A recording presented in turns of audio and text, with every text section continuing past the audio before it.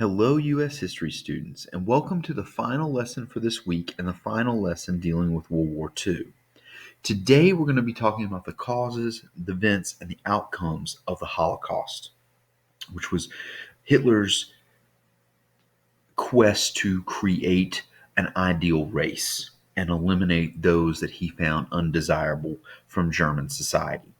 Now, as we go through this lesson, again, you can take notes on your own, but I highly suggest that you use the worksheet that I've uploaded to Canvas because there are a lot of terms that we're going to go over.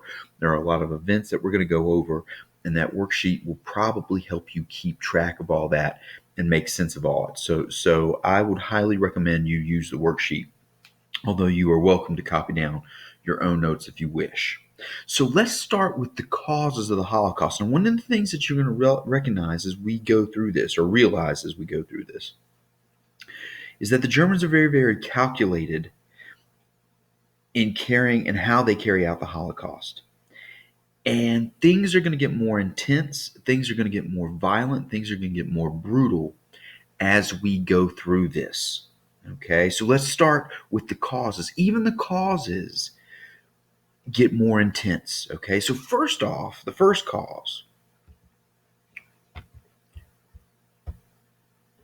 Jews are simply removed from government jobs. Okay, racism and hatred begin by simply removing Jews from government jobs. Now, we're not going to do anything to them yet. Okay, we're just going to take them away and know they cannot work for the government. Then the Nazi government decides, no, we need to start, this isn't good enough. We need to start really targeting, really discriminating against them. So we see the passage of the Nuremberg Laws. Now, the Nuremberg Laws are officially going to strip Jews of their citizenship, their jobs, and their property. Okay, so the first step is we're going to remove them from government jobs. Now, the second step is under law, there aren't citizens. They're going to be restricted in where they could work, period, and they're going to lose their property. And so that we can separate them in society, they're going to be forced to wear the bright yellow Star of David attached to their clothing. Now, notice these laws are passed in Nuremberg. Nuremberg is the spiritual capital of the Nazi Party. Hitler had a bunch of rallies held in Nuremberg. It is no coincidence that when the war is over and we're going to put the Nazis on trial for the Holocaust, that we come back to this city, which was considered the spiritual capital, and put the Nazis on trial for the Holocaust. Okay. In fact, the courtroom in Nuremberg has a copy of the Ten Commandments in the actual room itself. And that's the irony of it is, here's this symbol of Judaism, the Ten Commandments, in the room where the Nuremberg laws were passed that took away the rights of the Jews in Germany. Okay. So it is no coincidence that the Nuremberg trials are held back in the city where the Nuremberg laws were passed. Okay. Now, again, like I said, we're continuing this intensity, we're continuing this violence. So the first step, we took away their jobs, their government jobs. And then the second step, we passed this law. They have to be identified in public with the Yellow Star of David. They've lost property, they've lost citizenship, they've lost other jobs, and now the violence is going to begin. Kristallnacht. Kristallnacht is the night of the broken glass. Nazi stormtroopers attacked Jewish homes, businesses, and synagogues. It's called Night of the Broken Glass because they physically broke out glass. They physically destroyed these structures. About 100 Jews are killed, hundreds more are injured, and 30,000 are arrested. Okay, so you see this growing intensity, this growing violence here in these three things. We're going to start taking away their jobs first, then we pass those laws, we start segregating them in society, and now the violence has begun. And all of this is going to lead to the final solution. Hitler becomes so obsessed with his desire to rid Europe of all of its Jews that he decides to begin the deliberate and systematic killing of the entire Jewish population. And that's what you see here, the results of that desire in these photographs. Okay, you see a picture of the crematoriums where there's bodies inside the ovens. You see bodies that have been burned in an open pit. up there at the top, and then you see bodies of victims that have simply died in the lower left there. Okay, but this is going to be the ultimate goal, is to kill the Jews. Okay, so like I said, we started taking away their jobs, then we segregate them in society.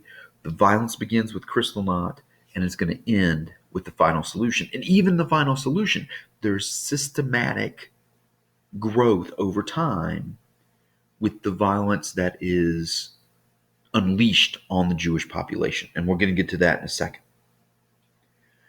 Now, the main victims of the Holocaust are the Jews, okay?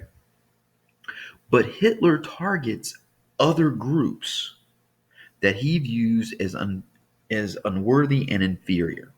Okay, so Hitler not only targets Jews, they're going to be the main group, but he condemns to slavery and death other groups he views as inferior and unworthy. Okay, and they are going to have different colored triangles to represent them. And if they are Jewish and fit into one of these categories, okay, like let's say they're Jewish and they're mentally handicapped, or they're Jewish and they're physically handicapped, part of their Star of David is going to be that color triangle. Okay, and that's what you see here in this final row right there. So who are these other groups that Hitler deems inferior? Okay, well, we know it's number one, the Jews. He also targets Slavs from Slovakia. Okay, they are a different ethnic race. Poles from Poland. In fact, we're going to talk a lot about Poland here in just a second. Gypsies. Okay, so the Slavs, the Poles, and the Gypsies, and the Jews as well. These are different ethnic groups. Okay, these are different ethnic groups that Hitler sees as inferior. And then finally, if you don't fit in one of these groups, but Hitler still doesn't like you, you can be labeled an undesirable. And this is kind of the catch-all category. Okay, undesirables include, but are not limited to, homosexuals, the mentally ill, political dissidents. Okay, and a dissident is someone who disagrees with the status quo, who disagrees with the government. Okay, so if you speak out against Hitler, you're labeled a political dissident, and you can be put in this undesirable category. Also in this group are going to be certain Christians. Okay, the physically handicapped. Okay, again, basically that anybody that Hitler doesn't see as fitting into his ideal master race can gain this label of undesirable and be targeted during the Holocaust. Now, I told you, we start off by taking away jobs, then we pass the Nuremberg laws and we start segregating in society. Violence begins with the Night of the Broken Glass, Kristallnacht, and then that's going to lead us to the final solution. Even within the final solution, there's a progression. And that's going to be the last thing that we look at here before we define some terms, okay? So we're going to talk about methods. All right, so here are the undesirables: the Jews, the Poles, the Slavs, the Gypsies, and the undesirables. These are all the groups that are targeted in the Holocaust. Now let's talk about methods, okay? It starts in Poland. And the first thing that Hitler does is he sends out his death squads. Okay, so Hitler begins his final solution in Poland with security squadrons. The security squadrons are the SS. These are the elite troops in the German army. In fact, they're often seen as kind of Hitler's personal bodyguard. Their job is to round up Jews, men, women, and children, and shoot them on the spot. Okay, which is what you see happening in these photographs. You get this big mass grave, and it happens just like this. You line up the Jews and the other groups that are labeled as threats or undesirable. You line them up here on the edge of this pit, and you shoot them, and then you fill the pit in. Okay, so that's how it starts with the security squadrons. Now, over time, Hitler begins to realize we can use these people. So, and this goes hand in hand with the Nuremberg laws. What we're going to do is we're not going to kill them. Okay, we'll kill some of them. All right, but what we're going to do is we're going to take those that can, and we're going to relocate them to ghettos. So we're going to force them to give up their homes and their property. Like I said, it's part of the Nuremberg Law. And we're going to force them to move into segregated areas of Polish cities. The ghetto. A ghetto is simply a segregated area in a city. Okay? And we're going to force them to live there. Life is miserable. Okay? There are bodies in the streets because people are dying from malnutrition and sickness. You are forced to work in factory. In fact, it's a very mundane existence because in the morning you wake up, you are forced to leave the ghetto to go to work in these factories. That's the only place you can go. In the evening, when you finish work, you are forced to come back to the ghetto. Okay, and the German government, Hitler, is doing his best to control your life. Okay, he's forced you to live in this section of the city. He tells you where to work. He tells you when to get up. He tells you when to come back. It's very, very regimented. There's very little food, but there are always secret resistance groups. In fact, there are a couple uprisings in the ghettos where the Jews begin to attack and kind of overthrow their guards. Now, a lot of those uprisings are quickly put down, okay? And when they're put down, it's rather brutal. In fact, the persecution that follows is often just horrendous, okay? Because the Nazis don't want uprisings to occur, okay? So we move from the security squadrons to, hey, we can use these people, but we're going to control their lives. We're going to force them in the ghetto. Then Hitler comes up with the idea, let's take them out of the ghetto, and really this idea of them going home and stuff, that's giving them too much freedom anyway. So we're going to take them out of the ghetto and we're going to relocate them to concentration camps. A concentration camp is a labor camp. And the Jews are herded into trains and trucks. They're moved out of the ghettos and forced to live now in the concentration camps. And in the concentration camps, you have a cycle of hunger, humiliation, and work. It's going to be very much like what they're experiencing in the ghetto, except they don't get to leave. Okay, everything is going to be located in the concentration camp. The places where they work, what little food they have, etc., etc. Okay, so we've taken them out of the ghettos and we're going to place them in this concentration camp. And we're going to separate them by male and female. It is while they are working in the concentration camp that the idea comes to take part of the camps and turn them into death camps. And where the final part of the final solution is really implemented. Okay, so we've gone from death squads to ghettos, from ghettos to concentration camps, and then within the concentration camps, some of the camps or a portion of the camp itself will be turned into a death camp. And that's where we see, and in the concentration camps, there's a cycle of hunger, work, and humiliation.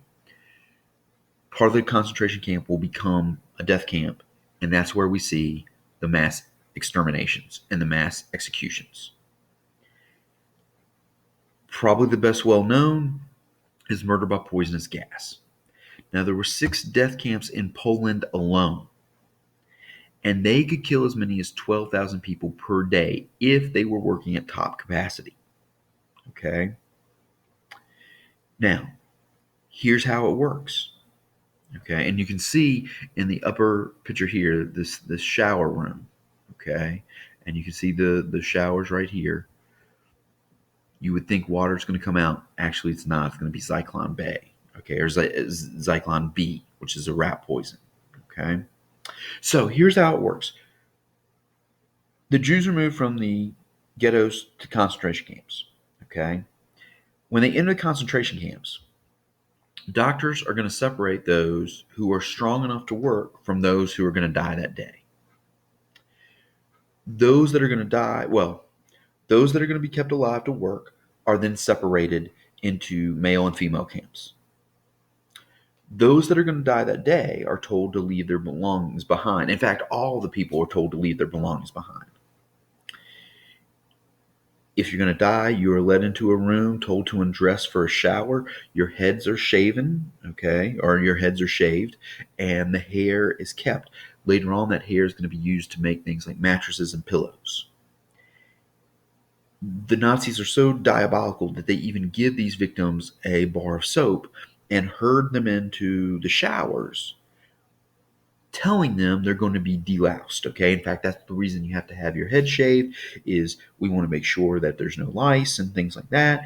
And they herd all these people into the shower, and oftentimes the light goes out in the shower, and instead of water coming out of the shower nozzles, and there are shower nozzles, okay, or shower faucets in the rooms, we just saw one a second ago, instead of water coming out of those faucets, it's this poisonous cyanide gas.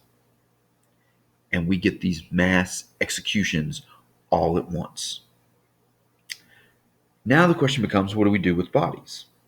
Well, originally the bodies were burned in huge pits, but that took time, okay, because you had to dig the pit and then you had to fill it in, etc., etc.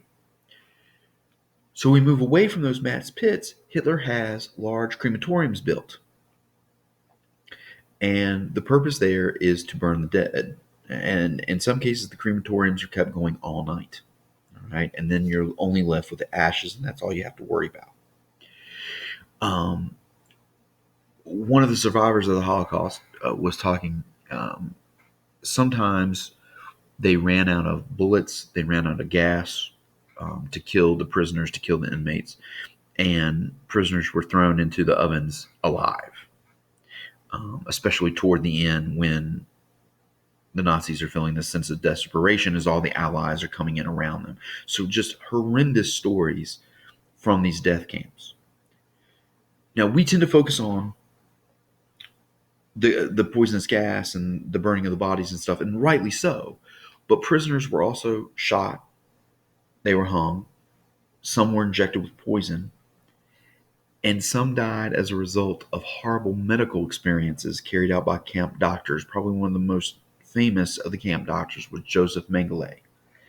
And he developed all these experiments to try out on these prisoners, and he ends up killing a bunch of them. One of the experiments that they did was German pilots were getting shot down over open seas and open water, like the English Channel.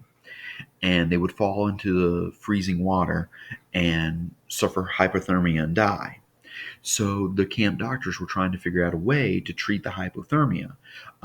So basically, they were coming up with different ways as to warm up freezing prisoners and figure out which way worked the best, because then they would use that method on these pilots that had been getting shot down over water and freezing and dying, okay? And what ends up happening is several of the prisoners end up going into convulsions and shock and die that way, okay? So besides the poisonous gas and the stoves, there are these horrible medical experiments carried out by these doctors that's killing patients as well. And here's some pictures of the remnants of concentration camps, okay? This is probably the most famous one. This is Auschwitz, okay? And the gate over Auschwitz is German, and I know I'm going to butcher this, is Arbeit macht frei, which is work makes you free, okay? These are very, very controversial in Europe. There is a desire to keep a lot of the communities where the concentration camps are, want them torn down because they don't want to be associated with them. Okay, but there's a desire to keep them up as memorials and as testimonies. We need to be careful that this stuff doesn't happen in the future. Okay, but it's very, very controversial because, like I said, those communities want them gone because they don't want to be associated with that anymore. But at the same time, these are kind of memorials, and in many cases, they're graveyards for the victims that passed through the gates. Okay, and my personal opinion is they deserve to be preserved, if nothing else, because of that. Okay, that these are graveyards and saw the extermination of so many people. So there's our mass extermination: gas chambers, crematorium. and the most famous being Auschwitz. Auschwitz was one of the death camps. Now, the Holocaust is an example of genocide. Genocide is the systematic and purposeful destruction of a specific racial, political, religious, or cultural group. Okay? So anytime you set out to destroy a racial, political, religious, or cultural group, you're committing genocide. The Holocaust is one example of genocide. Okay? And we'll get a little bit more specific in just a second with that. We say that Hitler was trying to create his master race. The term for the master race is Aryan. And for Hitler, the ideal master race was blonde hair and blue eyes. Now, several people were quick to point out Hitler did not have blonde hair and blue eyes. He would say that came about because of pollution and intermixing between the races, which is why he wants to destroy groups like the Poles and the Slavs and the Gypsies. And that once we destroy those undesirables, eventually in the future, the ideal race, everybody's going to have blonde hair and blue eyes. Okay? Even though he himself does not. But he would say that comes from the pollution of intermingling with the races. Now, we talked about genocide being the systematic killing of a group of people, a specific group of people. The Holocaust specifically refers to the murder of 11 million people across Europe. So the Holocaust is an example of genocide when you're talking about specifically the murder of 11 million people across Europe. You're talking about the Holocaust. And more than half of that were Jews. Okay, so somewhere between 10 and 11 million people are killed.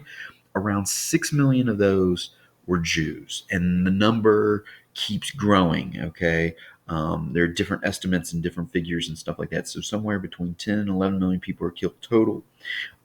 6 million or more were Jews. Kristallnacht, we talked about Kristallnacht, Night of the Broken Glass. That's the night that the Nazis began attacking the Jews. Okay, that's our first incidents of violence that will eventually lead to the final solution, and the final solution is the decision to exterminate all the Jews. So Kristallnacht is the beginning of the violence. The final solution is the decision to exterminate all the Jews, period. An undesirable is anybody that doesn't fit into Hitler's idea of the master race. You could be Jewish, you could be Polish, you could be Slavish, you could be a gypsy, or you could be homosexual, the mentally ill, the physically handicapped, political dissidents, different Christian groups. Okay. If you don't fit into the master race, you're undesirable. A ghetto is a segregated Jewish area of the city. A ghetto in general is a segregated area of the city. In terms of the Holocaust specifically, we're talking about a segregated Jewish area. And then finally, the concentration camp. Remember, the concentration camp is not the same as the death camp. The concentration camp is a labor camp. That's where the Jews are sent after they're forcibly removed from the ghetto.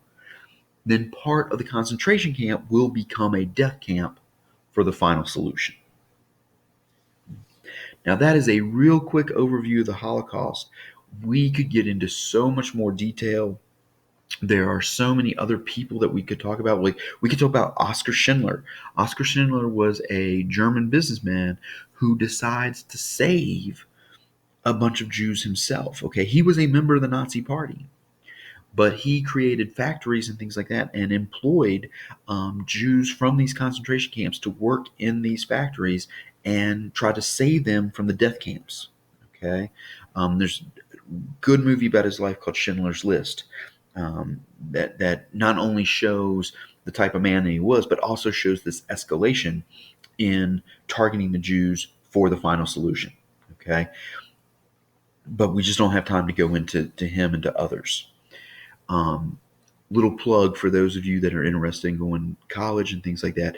This is why college is so interesting. In college, you can have a whole semester class on the Holocaust, on just the Holocaust, and that's what you're going to talk about.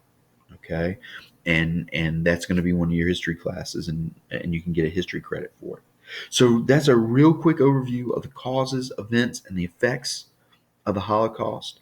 Be sure you look over these notes before you take your final quiz on this, because that quiz will not be open notes.